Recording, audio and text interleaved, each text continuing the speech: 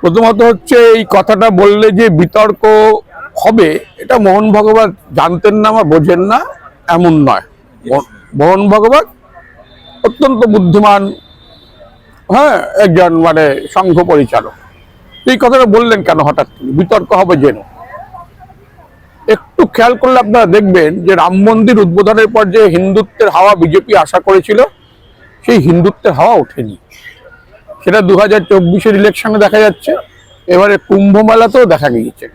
কুম্ভ মেলাতেও কিন্তু রাম মন্দিরের হাওয়া, বিশ্ব হিন্দু পরিষদ রাম মন্দিরের রেপ্লিকা লাগিয়েছে, প্রচার করেছে, কিন্তু সেই হাওয়া উঠছে না। এখন সেই হাওয়াটা না উঠলে তো পরের নির্বাচনগুলোতে বিজেপির পক্ষে 240টা আসন ধরে রাখা মুশকিল। এবং আরএসএস এর শতবর্ষ আসছে এই বছর, আরএসএস এর শতবর্ষ। এই রাম মন্দিরের হাওয়া না উঠলে কিন্তু মুশকিল। ফলে রাম মন্দিরের একটা হাওয়া তো তুলতে হবে হিন্দুদের ভিতর। ফলে মোহন ভাগবত রাম মন্দিরটাকেই স্বাধীনতা দিবস হিসেবে ঘোষণা করেছিলেন। খুব বুঝে শুনে মেপে ঝুঁকে সুচতুরভাবে এটা উনি করেছেন। বিতর্ক হবে জেনেও করেছেন, যাতে রাম মন্দিরের হাওয়াটা আবার উঠে যায়। এখন এটাকে উপেক্ষা করলে, মানে এই কথার কোনো অর্থ নেই বলে উপেক্ষা করলে ভালো হতো। মানুষ যদি উপেক্ষা করতো, এটাকে রাজনৈতিক দলগুলো যদি উপেক্ষা করতো, বলতো যে এসব কথার কোনো অর্থ নেই, এসব কথা লোকে প্রায়ই মানে যারা অবান্তর কথা বলেন এসব কথা বলে থাকেন, তাহলে ভালো হতো। এখন রাজনৈতিক দলগুলো উনি এই যে একটা উস্কে দিতে চাইলেন, বিতর্কে জন্ম দিতে চাইলেন, রাজনৈতিক দলগুলোই এই ফাঁদে পা দিয়ে দিল। তারা সবাই মিলে নানা কথা বলতে লাগলো এবং বিতর্কটা উঠে গেল। এবং মোহন ভাগবত ঠিক, মোহন ভাগবত ভুল, এটা কিন্তু ভাগ হয়ে গেল দুটো শিবির। এটা লাভকর হলো বিজেপির, কারণ হিন্দুত্বের হাওয়া, যে রাম মন্দির নিয়ে যে কথাবার্তাগুলো একদম মানুষের অন্তরালে চলে গিয়েছিল, সেই আলোচনাগুলো আবার চলে এলো, বিজেপির লাভ হলো। এটাই তো চেয়েছিলেন মোহন ভাগবত, যে এই রাম মন্দির হাওয়াটা যেটা নিভে গিয়েছিল সেটাকে আবার উস্কে দিই, সেটা তুই করলেন। আর এই কথাটা বলে আরেকটা কি হলো, যে ভারতবর্ষের স্বাধীনতা সংগ্রামের একটা দীর্ঘ ইতিহাস আছে।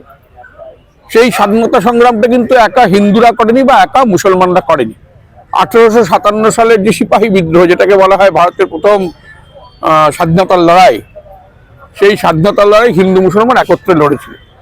এবং সেই স্বাধীনতার লড়াইয়ে বাহাদুর শাহ জাফর যেমন ছিলেন, রূপে ছিলেন, হ্যাঁ, রানী ঝাঁসি রানী ছিলেন, তেমনি আবার বেগম হজরত মহল ছিলেন।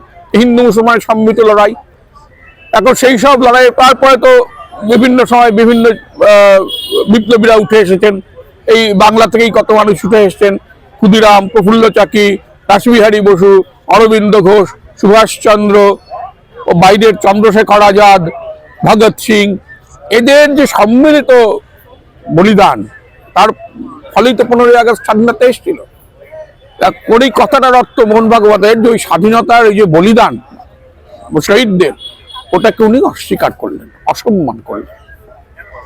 সমস্যা হচ্ছে যে রাষ্ট্রীয় স্বয়ংসেবক সংঘ কোনোদিনই স্বাধীনতার আন্দোলনে যুক্ত ছিল না।